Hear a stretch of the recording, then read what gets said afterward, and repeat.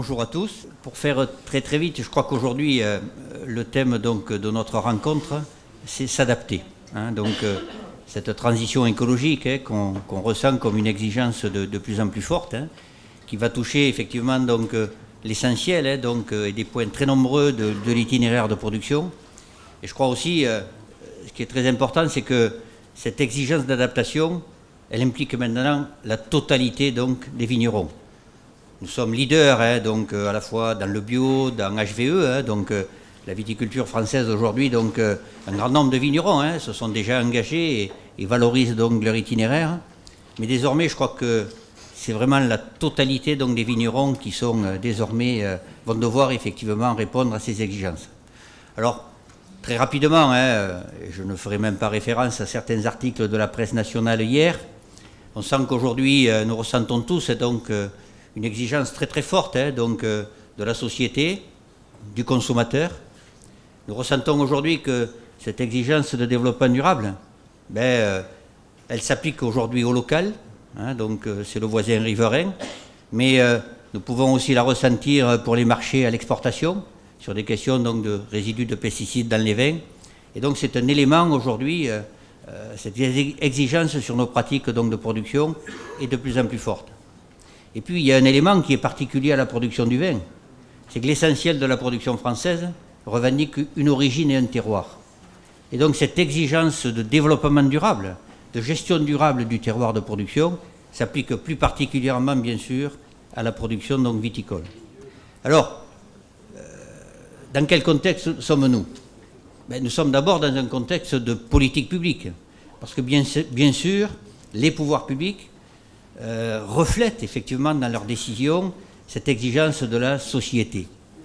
Et c'est à la fois donc les états généraux de l'alimentation, dont vous avez entendu tous parler, à la fois un volet sur la création de valeur et le partage de la valeur, mais aussi une attente très forte en matière de transition écologique.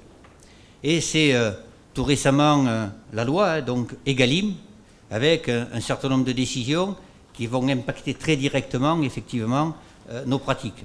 Donc là, on est plutôt dans le domaine des nouvelles obligations. Je ne vais pas les lister ici, mais c'est notamment l'objectif d'éco-phyto de plus, avec une exigence de réduction des volumes de produits phyto utilisés, moins 25 en 2020, moins 50 en 2025. Et nous savons tous que 2020... en matière de pratique viticole, c'est quasiment demain. Alors, nous avons aussi un élément qui va sans doute être important, c'est dans l'introduction de la loi, de nouvelles exigences, notamment de dialogue avec le riverain. Et nous savons combien sont importants les vignobles, qui sont à proximité des lieux habités, c'est caractéristique de la viticulture française. Dans ce cadre-là, également, il est à noter, et je parlerai ici sous le couvert notamment, on a la chance d'avoir Bernard Farge qui est parmi nous, un des grands patrons de la viticulture française.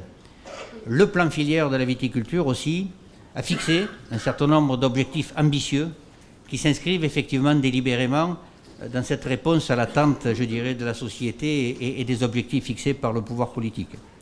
C'est une volonté d'aller vers le développement, bien sûr, de la viticulture biologique, d'aller vers 50% des exploitations viticoles certifiées haute valeur environnementale à l'horizon de 2025, développer aussi les mesures agri-environnementales dans les signes officiels de qualité, et puis travailler bien sûr sur des enjeux extrêmement importants, notamment une meilleure gestion des herbicides.